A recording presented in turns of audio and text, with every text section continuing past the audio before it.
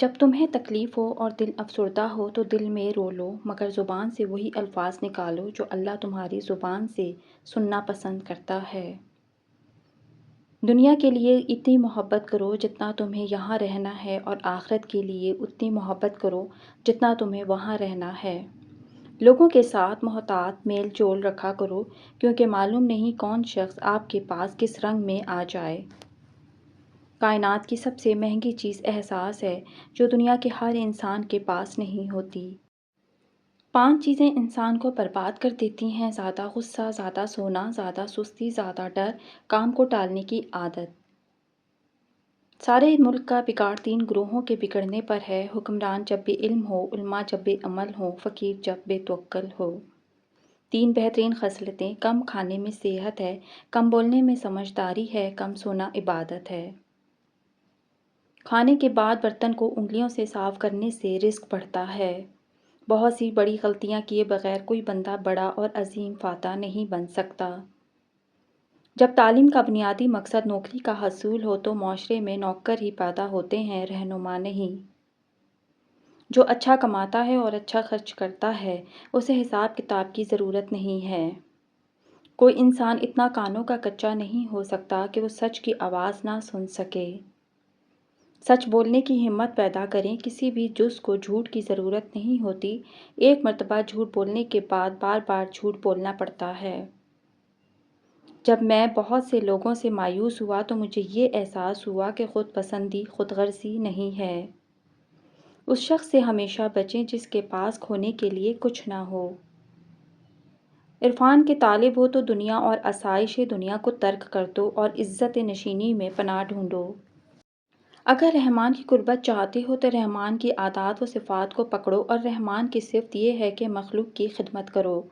ولی اللہ وہی ہے جو اپنی خدمت کے بجائے مخلوق خدا کی خدمت کرنے کی تعلیم دے۔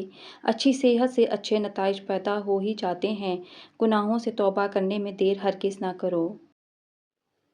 آرزوئے بہشت عمل کیے بغیر سب سے بڑی منافقت ہے۔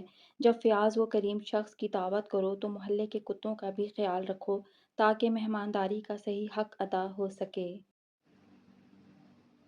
پانی میں میتھی کے دانے ملا کر بالوں کو بھگو لیجیے، بانس کی طرح لمبے ہونا شروع ہو جائیں گے۔ دوست کا دوست بھی دوست ہوتا ہے۔ انبیاء کا طرز عمل اختیار کرنے والا بندہ یا بندی انبیاء کے دوست ہیں، اور انبیاء کے دوست اللہ تعالیٰ کے دوست ہیں۔ جس بندے کا ارادہ نصیحت کو سننے کا نہ ہو، چاہے کیسے ہی نرمی سے سمجھاؤ، وہ اعراض ہی کرے گا۔ انبیاء پیار سے سمجھاتے تھے لیکن کفار پھر بھی قبول نہیں کرتے تھے۔ اللہ نے قرآن میں کافروں کے دلوں کو پتھر سے زیادہ سخت قرار دیا ہے۔ بدکاروں کو بزرگوں کے قصے سناؤ تو ان کو مزہ نہیں آتا۔ ہاں، زنا اور عشق و محبت کی باتیں ان کو خوش کرتی ہیں۔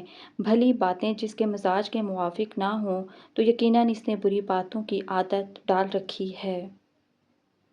بچے شروع میں مکتب میں جانے سے گھبراتے ہیں، لیکن اگر عمل کا ثواب آنکھوں سے نظر آنے لگے تو عبادت گزاروں کو دیکھ کر رشک آنے لگے۔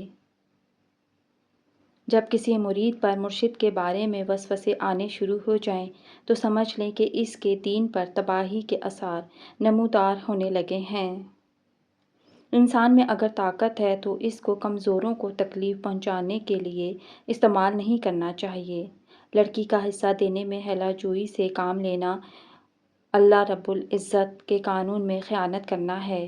بے جا ضد پوری کرنے کے بجائے تحمل اور بردباری کے ساتھ کوشش کرنی چاہیے۔ صالح اولاد ہی آپ کے بعد آپ کی تہذیبی روایات، دینی تعلیمات اور پیغام توحید کو زندہ رکھنے کا ذریعہ ہے۔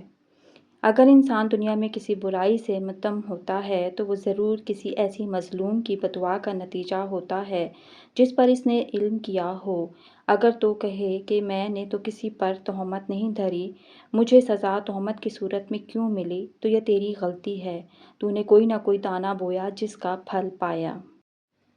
جس گھر میں عورت کے قہقہے کی آواز آئے تو سمجھ جاؤ گھر میں رزق کی تنگی اور نحوست آنے والی ہے۔ سب یہ چاہتے ہیں کہ آخرت کی کامیابی حاصل ہو، لیکن شیطان ان کو اللہ کی راہ سے اگر مگر کے چکر سے روک دیتا ہے اور بعد میں وہ حسرت میں جلتے ہیں۔ ہر انسان نیک عمل چاہتا ہے، لیکن شیطان کی طمع سازی وہ پہچان نہیں سکتا۔ وہ اس کے برے اعمال و خیالات اور نفس کی شرارتوں کو مزین کر کے دکھا دیتا ہے۔ ماں باپ جب نرمی، خوش گفتاری اور دھیمے لہجے میں بات کرتے ہیں تو بچوں کا لہجہ خود بخود نرم و شیریں ہو جاتا ہے۔ اللہ کے قرب کے خواہ ہو تو اپنا خلق بہتر سے بہتر کرو۔ اللہ تعالیٰ کے فضل و کرم کے خواہ ہو تو اس کی مخلوق سے رحم سے پیش آؤ۔ اللہ کی عطا کے لیے قابلیت ضروری نہیں، جب عطا ہوتی ہے تو خود بخود قابلیت جنم لے لیتی ہے۔ انسان کی لالچ اس کے برے اعمال کی نشوما کر کے پیش کرتی ہے۔ کوئلہ کالا ہوتا ہے، آگ اسے سرخ بنا دیتی ہے۔ جب آگ کا سر ختم ہو جاتا ہے تو پھر کالا پن نمودار ہو جاتا ہے۔ برا عمل حرص کی وجہ سے حسین نظر آتا ہے۔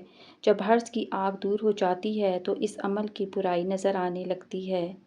جب توفیق الہی شامل حال ہوتی ہے تو انسان کو بخوشی یا جبراً راہ راست پر لے آتی ہے۔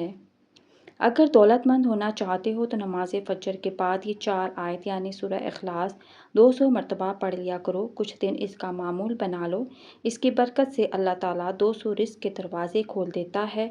وہاں سے رزق ملنے لگے گا کہ خود حیران رہ جاؤ گے۔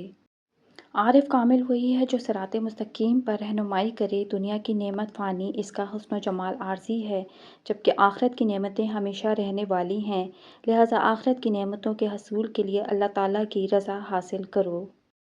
موت ایک ایسا پل ہے جس سے گزر کر ہی دوست دوست سے ملتا ہے۔